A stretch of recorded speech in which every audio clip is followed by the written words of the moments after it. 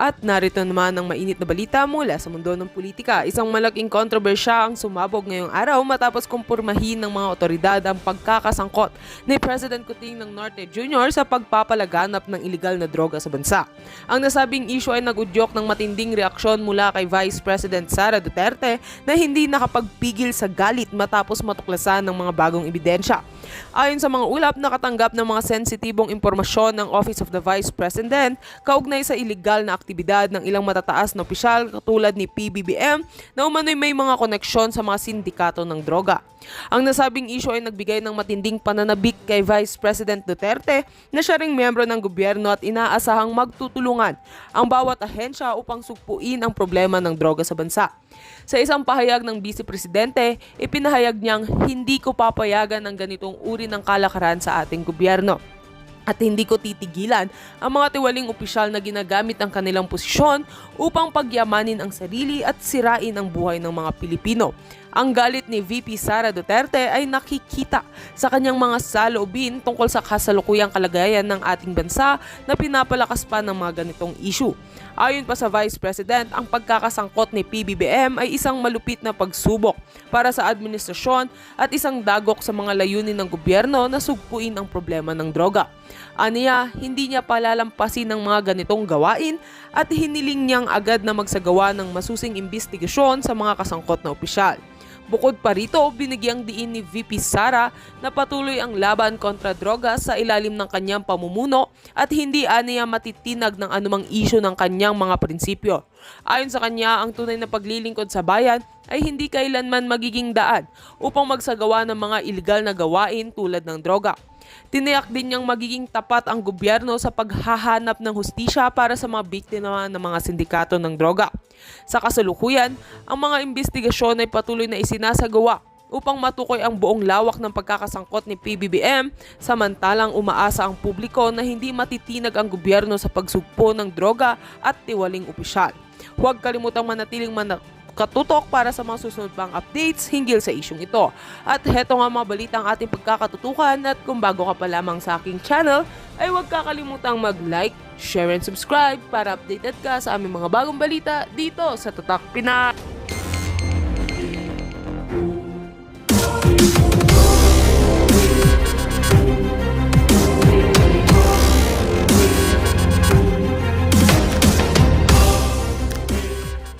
Ngayon, ang kanyang mga kaso. Nako po, patay tayo dyan. Nakakalungkot po dahil kaibigan naman po natin siya. Nako. Pero dahil po pumasok siya sa away na hindi niya away, kailangan niyang magbabanggit ng mga personal attacks. Nako po. Ikakalkalin po. So, ibig sabihin, kasi away ito ng ni speaker noon at saka ng Senado.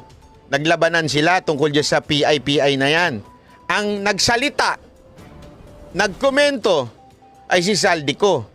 Kaya nga sabi ni Villanueva, sumasawsaw ka sa hindi awayin mo. Bakit ikaw nagsalita at nagbato ng mga ganitong akusasyon? So ibig sabihin, noon pa lang pala na may personal na ho ito si Zaldico. According to Villanueva, hindi po sa akin. Ayan ang sinabi niya ho.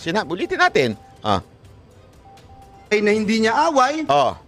Kailangan niyang magbabanggit ng mga personal attacks. Personal attack na personal si Zaldico. Yun na po talaga yung ugali niya. Kaya nga doon sa speech niya kanina, na may personal siya. Tama, mali? Tuloy. Ikakalkalin po itong mga atraso niya sa bayan. Ito pong kumpanya niyang SunWest Corp. Nako, ito na. Kinalkal na yung atraso niya sa bayan. Pambira. Ito. Ano yan? Corporation. True or false? Ano yon? Ito po ba ang isa sa pinakamalaking government contractor sa bansa? Yung kanyang kumpanya daw ba? Ito po ba daw? Yun yung tanong ni Villanueva. Ito daw po ba ang pinakamalaking construction na nakikipag-deal sa gobyerno? Yan ang tanong ni Villanueva. Ano sagot niya ni Villanueva? Sagot? True. True. Hindi po ako nagsabi. Si Senator Villanueva ang sumagot. Siyempre naman siguro mas maraming alam sa akin yan. Pagdating sa mga, alam mo na, yung mga nakikipag-deal sa gobyerno. Kasi senador yan, naging kongresista yan. Alam niya ho yung mga yan.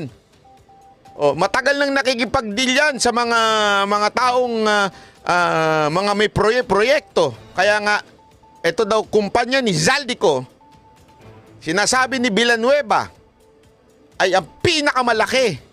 Naku po, patay tayo dyan. True or false? Ano pa? True or false? Sige. Ang korporasyon po ba niyang SunWest Corporation Naku. Ano? ay kasama Sa? dito sa kontrobersyal na Farmally? Kasama po ba sa Farmally yung issue, yung may problema, yung nahanapan ng hokus-pokus, ng mga mekus-mekus dyan? Kasama po ba yung kumpanya ni Zaldico? Hindi po akong sasagot. Sino? Si Senator Villanueva ang sasagot. Farmally case dito na inimbestigahan sa Senado na kasuhan ng Senado. The answer is true. The answer is true. Hindi po ako ang nagsabi. Si Villanueva po ang nagsabi niyan.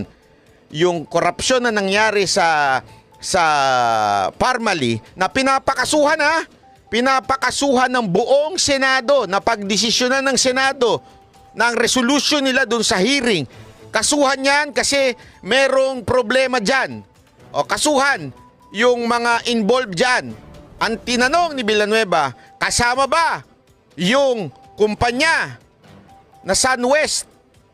Anong sagot ni Villanueva? Hindi po ako sumagot. Si Villanueva po ang sumagot. Ulitin natin yung sagot niya. Kasama ba?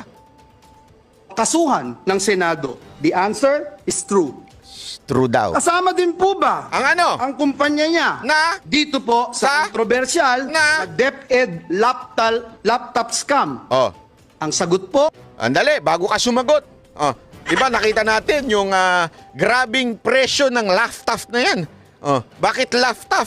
Kasi nakakatawa yung presyo, mas mahal pa sa Mac pero luma ang laptop.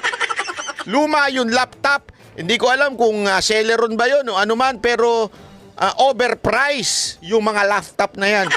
Alam mo, anong dinahilan nila dyan? Ang dinahilan dyan kasi may after service daw. Kasama yung bayad doon sa after service para pag nasira. Yan yung bagay na hindi mo na makakwantify. Hindi mo na mabibilang. Hindi mo na makikita yon. Pero isinama yung service na yon, kuno. Na pag may nasira dyan, in other words, parang ka nagbayad ng after service or Apple Care. Kaya lang hindi Apple eh. So hindi Apple Care. Yung walang ganon. Walang parang doon sa kontrata, nagbayad ng technical na pag natapos at nagkasira yan, libre na yung paggawa.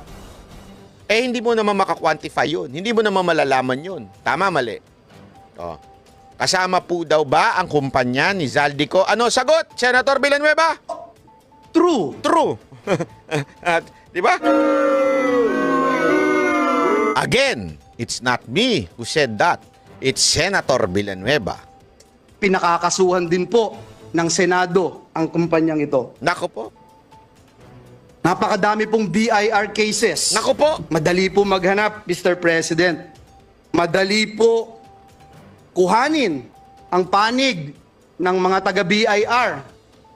Kung ilang kaso mayroon ang kanyang mga korporasyon. Bukod po dito, Grabe. yung reklamo po sa ombudsman ng Nako po. anti-corruption group na ang pangalan Task Force Kasanag International, meron din pong 50 billion Nako. na kaso na kinakaharap ang taong ito. Hindi lang pala sa BIR, meron pang iba. Kaso, kinasuhan. Ay, nako. May butiki dito may butiki. Mr. President, Yes! Ay, hindi pala ako presidente. Akala ko ako yun.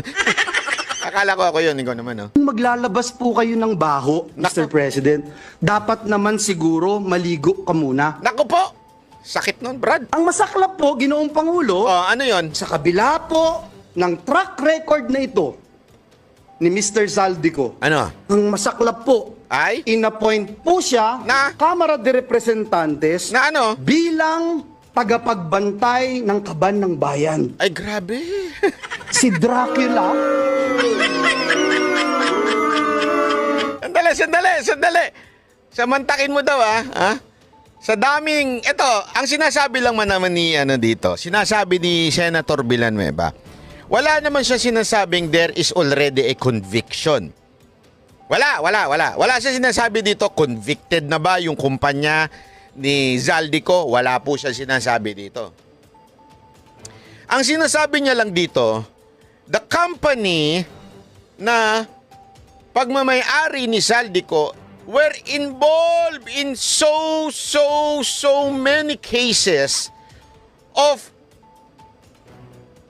corruption or any that has something to do with money. 'Di ba? Ibig sabihin talagang etong tao na ito ay may kaso na yung kanyang kumpanya. And yet siya ang sa kanya ibinilin ang pinakamakapangyarihang masasabi nating chairperson diyan sa sa Kamara, which is yung appropriation. Si Dracula, in-appoint mo bilang tagapagbantay ng blood bank ng bayan. Ay, grabe. Si Dracula talaga. Nakita niyo yung analogy niya? Para sinasabing, ang ginawa mong tagapagbantay para sa mga nagpapakuha ng dugo diyan sa Red Cross, si Dracula. Sumisip-sip ng dugo, o ika nga. Tama nga naman. Kasi, halimbawa, di ba? Halimbawa lang, may isang manyakol. Tama, mali. Ginawa mo siyang profesor o teacher ng mga kababaihan, o, di ba? Ng mga siksi, mga ganon, o. Alam mo na nga manyakol siya. Halimbawa lang yung tinuturing nilang si Mang Kanor. O, halimbawa. Siya ang ginawa mong yaya ng iyong anak. Di ba? Abnormal po ba yun? Hindi, halimbawa lang. Abnormal po ba yun? Di ba abnormal yun? May problema tayo doon. Yan ang sinasabi ni Senator Villanueva dito. Wow, Mr. President. Kailan sa kasaysayan ng bayan natin nangyari ang ganitong pagkakataon? Na isang big-time contractor ang hahawak sa kaban ng bayan. Naku po, patay ta. Only in the... Ito this was long time ago. Ibig sabihin po, dito pa lang inaakusahan na siya. Kinonfirm ni VP Sara Duterte ngayon na ang nagko-control ng budget ng mga departamento natin ay walang iba kung hindi si Zaldico at si Speaker. Tayo, matagal na ho natin sinasabi ito. Bakit? May mga congressman, tayong mga kaibigan dyan. At di ba noong una pa lang ng panunungkulan ni Marcos, pag tungtong pa lang niya, sinasabi ko na sa inyo to, there is something happening in the House of Representatives. Nagkakaroon ng barkadahan system dyan. Kung sino lang yung barkada, kung sino lang yung kakampi, yun lang ang may budget daw. Sinabi ko na sa inyo yan. Di ba? Sinabi ko na po sa inyo yan noon. Ito kinukonfirm ni Villanueva, kinonfirm ni VP Sara Duterte. In line with that, ilang beses ko po sa inyo yung sinasabi na huwag tayong malilihis sa ating pinaglalaban. Kasi marami sa atin ang inaatake si Marcos at yung asawa niya. I don't have problem with that if they did something wrong. If they did comment something wrong, atakihin natin. That's correct. That's constructive criticism. Pag may mali, pag may pagsisinungaling, atakihin natin. Pero, yung ibang issue na wala namang kinalaman si Marcos at ang may kinalaman ay ang Kamara, pero ang inaatake pa rin natin si Lisa Marcos. Bakit? May problema tayo. Kaya nga, di ba, paulit-ulit ko sa inyo sinasabi, nahaluan tayo ng Trojan horse. Nahaluan tayo na ang pilit na pinasasama lamang ay yung mag-asawa. Umiiwas dito kay Romualdez.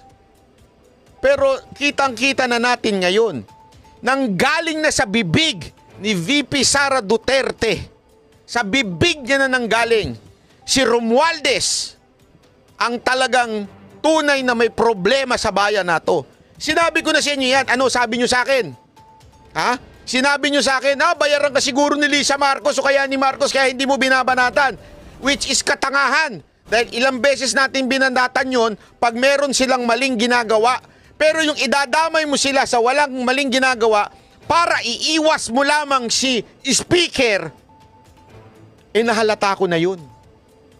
Kasi remember this, don't ever forget this. Marcos is done. Ano ibig sabihin nun? After 2028, tapos na yan. Hindi nakakandidato yan, hindi na makakaulit yan. Ibig sabihin, hindi siya ang real enemy sa politika. Hindi siya. At remember, ang personality ni Marcos at nung kanyang asawa, kung hindi magparty. Yun lang ang personality nila. Magsaya. Diba? Wala nga siyang kaalam-alam sa mga nangyayari. Alam nyo, kahit si Pangulong Duterte, yan din ang sinabi sa akin nung huling nag-usap kami. Alam niya. Diba? Sabi niya nga sa akin, diba sinabi ko naman na weak talaga yan? Mahina yan? Walang ano yan? Si ano talaga ang ano yan? Ang may pasimuno niyan. Alam niya. Tama naman talaga eh. Weak talaga. May kasalanan ba? Oo, may kasalanan. Being weak is a mistake. Being weak is yan ang talagang pangit sa isang personalidad ng isang presidente. Weak. Bakit? Kaya siyang palusutan ng mga taong nasa paligid niya. But the problem is, mga kababayan, nagpo-focus tayo sa presidente at dun sa asawa niya kasi yun ang dinidikta sa inyo ng iba. Pero ang real culprit sa mga nangyayari sa bayan natin, nandi dito sa kamera. Bakit? Siya ang nangangailangan sa 2028. Siya ang may ambisyon na maging Pangulo ng Pilipinas. Siya ang may ambisyon na maging Prime Minister. Siya talaga ang tunay na kalaban sa panahon na ito. Hindi lang ho tayo nag-confirm yan. Ang dami ho. Maging si VP Sara Duterte, maging sa Senado, maging si Senator Bato, di ba? Sinabi niya, sino ang namili nung ano? Meron siyang kinuwento na nandun. Sino? Si Senator Bato ho ito, ha? Kinuwento niya through the interview ng SMNI na nandun daw si Romualdez, nandun si Zaldico, at nandun yung isang kaibigan niyang general na pinababaligtad daw di umano para labanan si Pangulong Duterte at gagawin siyang PNP chief. Wala si Marcos dun, ha? Wala din yung asawa dun. Am I saying wala silang kasalanan yung mag-asawa? Meron! But the point here, eto talaga. Speaker of the House, ang real problem ng Pilipino ngayon. He is controlling everything. Remember, sila may hawak ng budget. Yung presidente, wala yan. Pinaiikot-ikutan lang yan. Yan ang tunay. Now, tanong ko sa inyo, di ba? Lumabas yung totoong sinasabi natin doon pa. From the very first time, yan na yung nakikita ko. Yan yung magiging problema natin sa bayan na ito. Bakit? Nandyan lahat ng pera. Kaya nga kaliwat kanan, dinaig pa si Willie Revillames sa pamimigay ng pera sa ayuda. 5,000 pesos! Ganun eh, gumagano'n eh. Di ba? Kasi nga, habang humihirap ang Pilipino, yan ang plano dyan eh. Sa tingin ko lang ang plano dyan, nagmamahal ang bilihin. Naghihirap ang Pilipino. The more na naghihirap ang Pilipino, kakapit yan sa mga politikong namimigay ng pera. That's why, yan ang sa tingin ko nangyayari sa Pilipinas. Pinipilit talaga nila na maghirap ang Pilipino para kumapit sa ayuda. At kung sino yung mag-ayuda, malamang yung iba ma-persuade na iboto yung mga yun. Diba? Mga kababayan, magising ho tayo. Wag ho tayo basta-basta maniniwala sa mga tatanga-tangang vlogger dyan. Sorry pero totoo eh. Paulit-ulit ko na po sinasabi sa inyo to, pinapaliwanag ko sa inyo. 'Di ba? Na ito talaga. Kita nyo na, lumabas na ngayon. lumabas na po. Sabi nga nung isa, bumingo tayo. Ama mali. Ang tagal ko na sinasabi sa inyo to eh. Ayaw ninyo maniwala. Eto, pakinggan pa natin ha.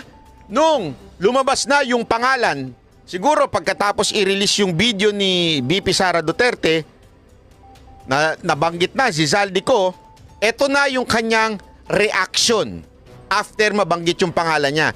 Tingnan nyo yung difference between before, yung nagsasalita siyang may iPad, at eto ngayon. Nakita Ay, sorry, hindi yan. Ito. Una-una, again, pangbubudol na naman po yan. Napakalaking pangbubudol. Akala nila ang taong bayan hindi matalino. Matalino po. Sasagutin po natin yan. Una-una po, ang miyembro po ng appropriations is around 139. Ang vice chair po is around 56. Ang congressman po is 300. Meron po tayong mga senador na 24. Meron pong miyembro ng Bicameral Conference Committee after the budget. Alam mo kung bakit ko na-booking yung mga troll? This is the script that they are commenting sa mga video. Meron namang marami naman yung appropriation marami naman yung senador. Pare-pareho sila ng sagot, yung mga troll. Tignan nyo sa comment section, naglalabasan sila. Yan kasi yung pan-damage control nila sa sinabi ni VP Sara Duterte na kontrolado lang ng 2 tao o ang budget. So, to justify it, sinasabi nila marami namang membro, marami namang senador. Pero ang tanong, sino may control? Hindi naman sa dami. Wala naman sinabi ni VP Sara Duterte, kayo lang naman ang membro. Yung hindi po pagdating ng ating pangalawang Pangulo ngayon, ang suspecha ko po ay dahil sa nangyari na mga pagtatanong nung nakaraang pagdinig. I have heard the volume and the barrage of questions asked by members of this committee to the Vice President. Despite the fact, Madam Chair, I heard her several times saying, I forgo the opportunity of defending the OBP budget for 2025 by question and answer, and I leave it to the House of Representatives to decide on such proposal as presented. That was the template of an answer given by the Office of the Vice President. Madam Chair, napilitan po akong mag-raise ng parliamentary inquiry. I think I have earned this. If I survive my term up to next year, I would have survived also, or I would have completed 18 years in this institution. And in this length of time, I have observed a tradition. The tradition is the 2 highest positions of government, namely the Office of the Vice President and the Office of the President, are not traditionally subjected to questions. I have observed this for so long a time. May I refresh the memory of the members of this committee, Madam Chair. In 2022, the Minority Leader, Honorable Libanan, citing courtesy to the Office of the Vice President, took only about 13 minutes to move for determination of the budget of the Vice President. And after that, the Majority Leader seconded the motion. That was 2022, Madam Chair. Then 2023, no less than the Presidential son, our own Senior Deputy Majority Leader, the Honorable Sandro Marcos, stood up and invoked the long-honored tradition of according courtesy to the OBP, the Office of the Vice President. And in the same manner, he moved for determination of the Office of the Budget, the consideration of the budget of the Office of the President, Vice President. I also recall, Madam Chair, that it was terminated. And with the full consternation of Honorable Franz Castro, who then objected, but her objections were never heard until she moved to make up record by way of manifestation her objection. But the committee collectively said, you can no longer do that because there was already a termination of the hearing.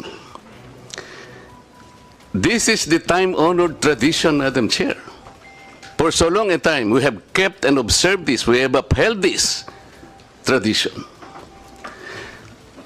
My question is this committee authorized to set aside or discard the tradition? That is the question.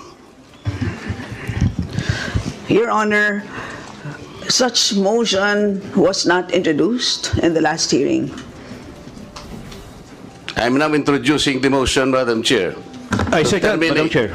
To terminate the consideration of the budget of the Vice President, Madam Chair, on the basis of the long and time-honored tradition, Madam Chair. In order for us to respect a tradition in the same manner that we have respected the tradition here, that the first to interpolate every time is the member of the minority. That is the tradition. We have not yet discarded that. We're observing that because we are honorable members of this Congress. So the question is, why have we discarded that tradition? Is this committee authorized to set aside the tradition? If we are not able to do that, Madam Chair, then I honorably, respectfully now move to terminate consideration of the budget of the office of the Vice President, and I so move. Sir, I objected to the motion and may I... Ayan na, nagagalit na yung mga, alam mo na kung sino yung number 1 kumukontra dyan. O, di ba? Ayan, tumayo. Sabi niya, tradition na ito eh. Yung Office of the President nga kahapon mabilis-bilis lang. Yung mga nakaraang taon sa Office of the Vice President, mabilis lang. Bakit ngayon? O dahil dyan, eto may papakita tayo nagkaroon ngayon ng away ng konti. Ayan. But ang nangyari, a barrage of questions. That's why I'm asking, bakit natin ginawa yun earlier? Are we not already respecting a tradition well kept by this House? Disrespect tradition. Hindi nga, pinagtatanong niyo siya eh. Meron pang pratidela, whatever. That is disrespect to the office of the President, Vice President. Kung ano pinagtatanong niyo sa kanya eh. These questions never happened before. Grabe ang tapang nito. Hanga talaga ako sa iyo. Kung Marcoleta, kung nanonood ka, nawala ko yung numero ninyo eh. Pero kung grabe, ako talaga, pag ikaw kumandidato na senador talaga, mangangampanya ako sa iyo. Kailangan natin ng ganitong klaseng congressman eh. Yung may bayag. Ang hirap nito Tatanggalan ka ng budget dyan. Tatanggalan ka ng mga proyekto dyan. Yung papalag ka at kakampihan mo ngayon. Critical ngayon eh. Critical itong moment na to. This is the most critical time. Na it's either you are with the side of VP Sara Duterte or you are against Speaker Romualdez. Ganun lang eh. Walang middle dito. Kaya nga sipsipan dyan eh. Pero tumayo ho itong kongresista na ito. Iba ito. At ang talino ho nito. That is the one I'm explaining to you. It did not happen before. Now, ang tanong ko po, ba't nangyari po nung nangyayari na naman ngayon? We are talking of the office, that the person. Motion was introduced. You may not like the person. Yan na, You may yan na. not like her presence here. But yan you na. have to respect the office of the Vice President. That is all. Because that is guided by the tradition. Kahapon po, kagaya po na sinabi nila, wala nang pinagtanong sa office of the President. And that is correct. That is in line with that tradition. Ngayon po, kung ang tinatanong ko ngayon, are we discarding the tradition? Grabe. And is this committee authorized to discard a well-kept tradition? So kaya nga, then why are we intending to ask questions na naman at pinatawag nyo na naman kung sino-sino dito?